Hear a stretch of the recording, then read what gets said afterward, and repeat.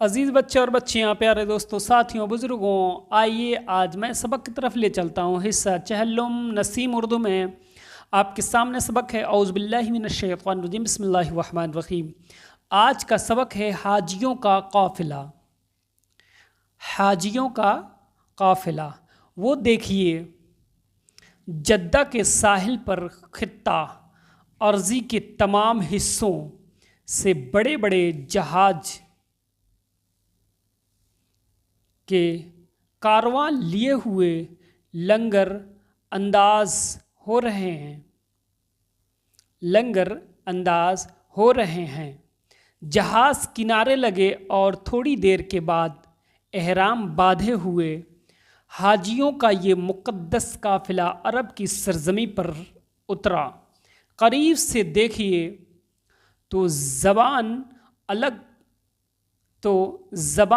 الگ، شکل و صورت الگ، رنگ و نسل الگ، لیکن سب کے سب بے سلی ہوئی ایک لنگی اور بے سلی ہوئی ایک چادر میں ملوث نظر آتے ہیں۔ یہی احرام کا لباس کہلاتا ہے۔ لباس کی وحدت دور ہی سے بتا رہی ہے کہ ظاہر کے ہزار اختلاف کے باوجود یہ ایک ہیں۔ حج کا یہ موسم بھی کس قدر خوشگوار ہے۔ دنیا کے دور دراز حصوں سے ان آنے والوں میں بڑے بڑے اصحاب ثروت بھی ہیں اور بڑے بڑے ارباب اقتدار بھی، لیکن یہاں پہنچ کر سب کا مزاج بدل گیا ہے۔ آج سب کے سب دیوانوں کی سج دھج میں نظر آ رہے ہیں۔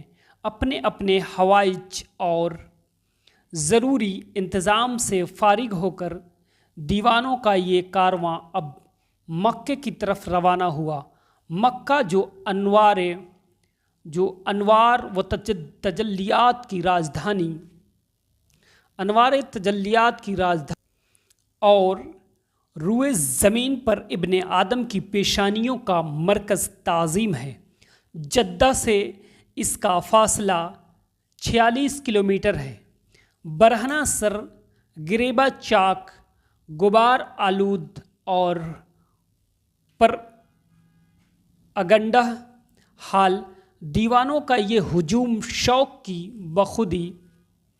بے خودی میں آگے قدم بڑھاتا جا رہا ہے۔ وہ دیکھیے ایک پہاڑ کی بلندی پر چڑھتے ہوئے سب کے منہ سے ایک چیخ بلند ہوئی، لبیک اللہم لبیک، میں حاضر ہوں اے میرے معبود، میں تیرے حضور میں حاضر ہوا ہوں۔ اب نشیب و فراز میں اترتے ہوئے پھر یہی آواز بلند ہوئی، آگے بڑھ کر ذرا کوئی ان متوالوں سے پوچھے، پہاڑوں اور ٹیلوں کے نشیب و فراز پر انہیں کون پکار رہا ہے؟ جس کے جواب میں یہ لبیک کہہ رہے ہیں۔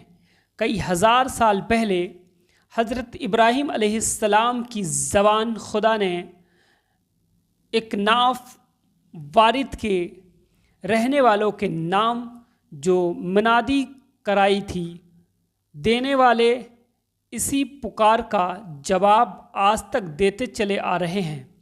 اب دیوانوں کا یہ قافلہ شوق حدیبیہ کی وادی کے قریب سے گزر رہا ہے۔ یہاں پہنچ کر وہ تھوڑی دیر کے لیے رک گیا۔ اسلام کی شوکت و فتح کی ایک عظیم تاریخ اسی وادی سے ملتی ہے۔ یہی وہ مبارک وادی ہے جہاں ایک درخت کے سائے میں بیت الرضوان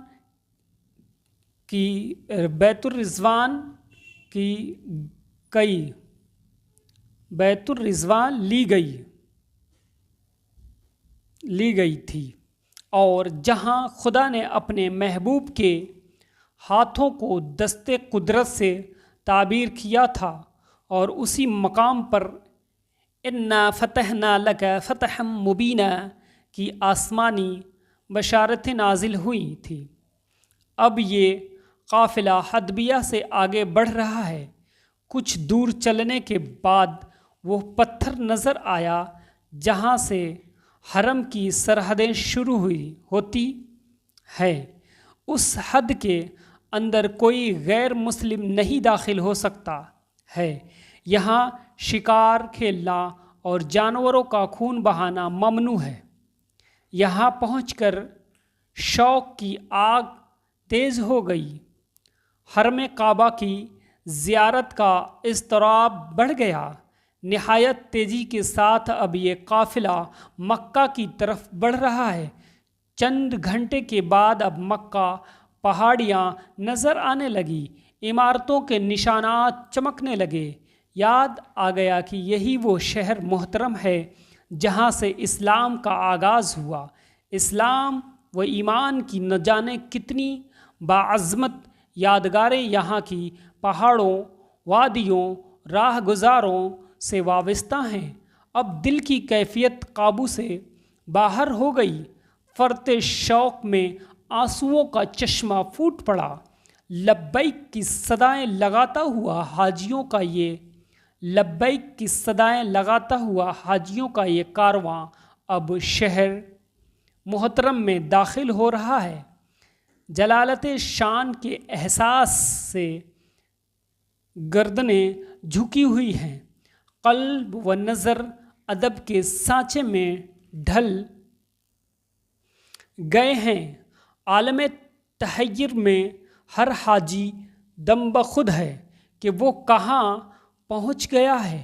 حاجیوں کا یہ قافلہ مکے کی آبادی میں داخل ہو کر معلمین کے ہمراہ مختلف قیام گاہوں میں بکھر گیا۔